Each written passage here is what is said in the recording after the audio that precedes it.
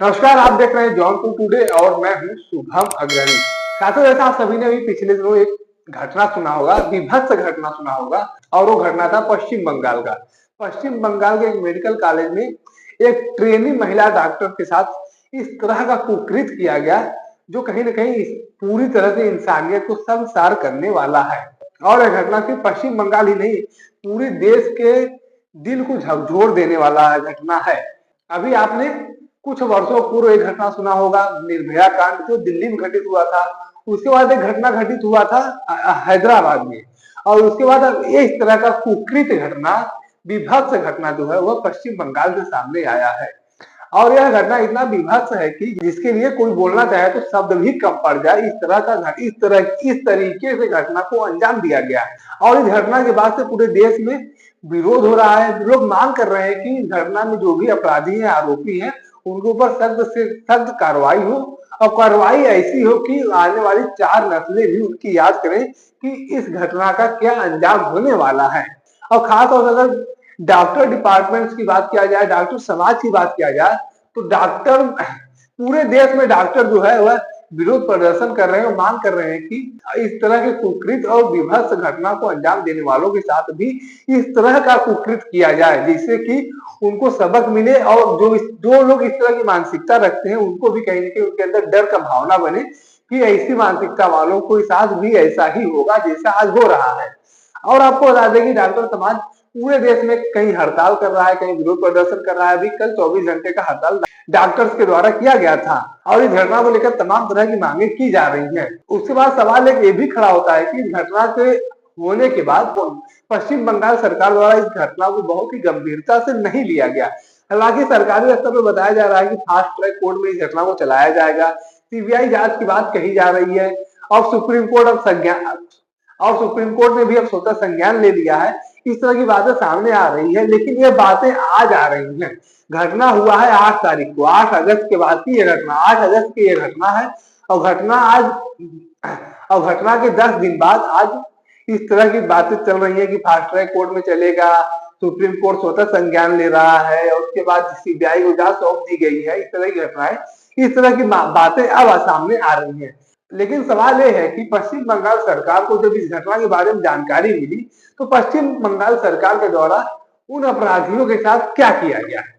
जैसा हमारे उत्तर प्रदेश में आप सभी लोगों ने देखा होगा कि योगी आदित्यनाथ जी की सरकार है, और योगी आदित्यनाथ जी की सरकार में अगर किसी प्रकार की बड़ी घटनाएं सामने आती हैं, तो सबसे पहला काम योगी आदित्यनाथ जी की सरकार में ही होता है कि उनके घर को तुरंत बुलडोजर चला दिया जाता है, उसे घर को तहस नहस कर दिया जाता है जी। और इस तरह की कार्रवाई से बहुत बड़ा फायदा ये होता है, एडवांटेज ये होता है कि जो लोग इस तरह की मानसिकता रखते हैं, उनके अंदर भी ये डर पहुंच जाता है कि अगर किसी प्रकार की घटना हमसे हो जाती है तो हम जेल जाएंगे ही जाएंगे, हमें तो जो सजा मिलनी है मिलेगी ही मिलेगी, हमारे घर वाले भी बेघर हो जाएंगे। इस तरह की कार्रवाई अगर ऑन द स्पॉट कोई तत्काल कार्रवाई किया जाता है तो इस तरह का डर अपराधियों में, आरोपियों में पहुंचता है। लेकिन पश्चिम बंगाल की सरकार के द्वारा इस तरह का कोई फैसला नहीं लिया गया, तत्काल प्रभाव से कोई फैसला नहीं लिया गया। अब अगर मेडिकल कॉलेज की बात किया जाए, तो मेडिकल कॉलेज का भी कहीं न कहीं इस घटना में संलिप्तता है, क्योंकि इतने बड़े मेडिकल कॉलेज में इस तरह की विभत्स घटनाएं घट जाती हैं और किसी को पता भी नहीं चलता है, तो कहीं न कहीं मेडिकल कॉलेज पर भी संदेह होता है कि वहां पर सुरक्षा व्यवस्था उस हिसाब से नहीं है जिस हिसाब से होनी चाहिए। चाहे प्रदेश की, और आपको बता दें कि चाहे देश की सरकार हो चाहे प्रदेश की सरकार हो, बहन बेटियों को लेकर तमाम योजनाएं चलाई जाती हैं, तमाम तरह के दावे किए जाते हैं। उन दावों में, उन योजनाओं में, उन कार्यों में सच्चाई कितनी है, देश की सरकारों और प्रदेश की सरकारों को चीख चीख के बता रही हैं कि आपके द्वारा जो योजनाएं चलाई गई हैं, जो दावे किए जा रहे हैं, उसकी सच्चाई क्या है। और एक सवाल ये भी है कि वर्तमान सरकार द्वारा कहा जा रहा है हम कंपनसेशन दे देंगे, हम फास्ट ट्रैक कोर्ट में चला देंगे।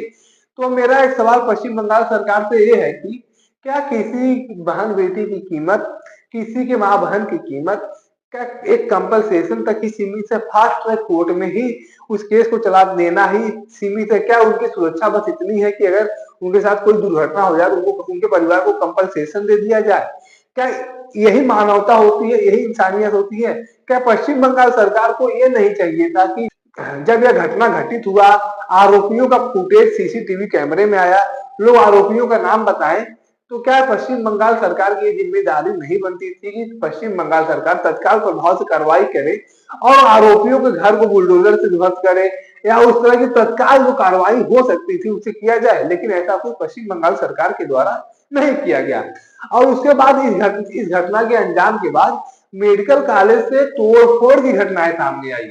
अब मेडिकल कॉलेज के सुरक्षा पर भी कहीं न कहीं संदेह होता है, कहीं न कहीं सुरक्षा व्यवस्था पर भी सवाल खड़ा होता है और राज्य सरकार के सुरक्षा व्यवस्था पर भी सवाल खड़ा होता है कि इतनी बड़ी घटना प्रदेश में घट जाती है एक मेडिकल कॉलेज के अंदर, और उस मेडिकल कॉलेज के अंदर दूसरे दिन लोग पहुंचकर तोड़फोड़ कर देते हैं, गुंडे मवाली पहुंचकर तोड़फोड़ कर देते हैं और राज्य सरकार को उसका अता पता भी नहीं चलता। जब यह घटना हुआ था तो क्या राज्य सरकार की यह जिम्मेदारी नहीं बनती थी कि उस मेडिकल कॉलेज की सुरक्षा बढ़ाई जाए?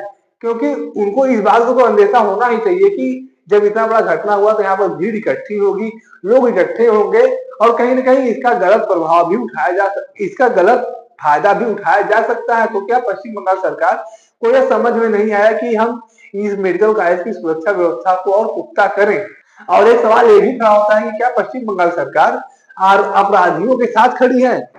क्योंकि इसका संदेह इस बात से होता है कि घटना घटती है, घटना के एक दिन दो दिन बाद मेडिकल कॉलेज में तोड़फोड़ हो जाता है और तोड़फोड़ उस जगह पर होता है जिस जगह मेडिकल कॉलेज के जिस जगह पर वह घटना हुआ था।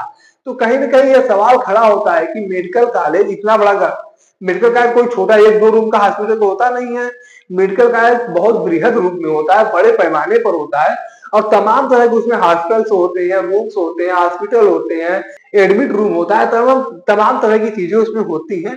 तो इन गुंडों मवालियों को, इन दंगाइयों को, मारपीट करने वाले लोगों को यह कैसे पता चला कि इसी घर में घटना हुई है या इसी रूम में घटना हुई है? बाहरी लोगों को यह कैसे पता चला और बाहरी लोग उस रूम में उस स्थल तक पहुंच कैसे पाए जब इतना बड़ा घटना हो चुका था? तो क्या वहां की राज्य सरकार पुलिस जो है उस स्थान को सील नहीं की थी? उस मेडिकल कॉलेज का जो वो डिपार्टमेंट था उसे सील नहीं किया गया था? तो अगर उस स्थान को सील नहीं किया गया था या उस स्थान पर सुरक्षा में सिक्योरिटी नहीं लगाए गए थे तो कहीं ना कहीं यह सवाल खड़ा जरूर होता है कि ममता बनर्जी की सरकार जो है अपराधियों को बचाने का कार्य कर रही है। और एक सवाल हमारे समाज से भी खड़ा होता है कि हमारे समाज में ऐसे लोग पनपते कहां से हैं? कोई एलियन तो है नहीं जो आगे घटना करके चले गए।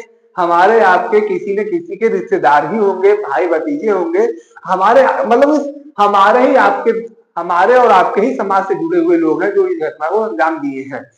तो क्या अब हमारे समाज का यह जिम्मेदारी नहीं बनता है कि हम अपने समाज में ऐसे लोगों के साथ उठना बैठना बंद करें, ऐसे लोगों को जो इस तरह की मानसिकता रखते हैं उनके साथ उठना बैठना बंद करके उनका बहिष्कार करें? समाज कोई रॉकेट साइंस नहीं है, समाज जो है हम ही और आपसे मिलकर बनता है। तो हमारे समाज की भी यह जिम्मेदारी बनती है कि आपराधिक तत्वों के साथ उठना बैठना बंद करें, उनका बहिष्कार करें। अगर हम लोग ऐसे लोगों का, ऐसे मानसिकता के लोगों का बहिष्कार नहीं करते हैं तो ऐसी घटनाएं हमारे समाज में होती रहेंगी।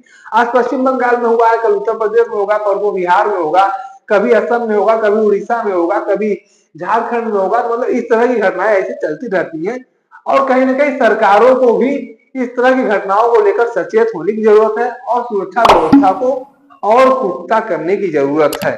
बाकी इस पूरे मामले पर आप अपनी क्या राय रखते हैं कमेंट करके जरूर बताएं। धन्यवाद।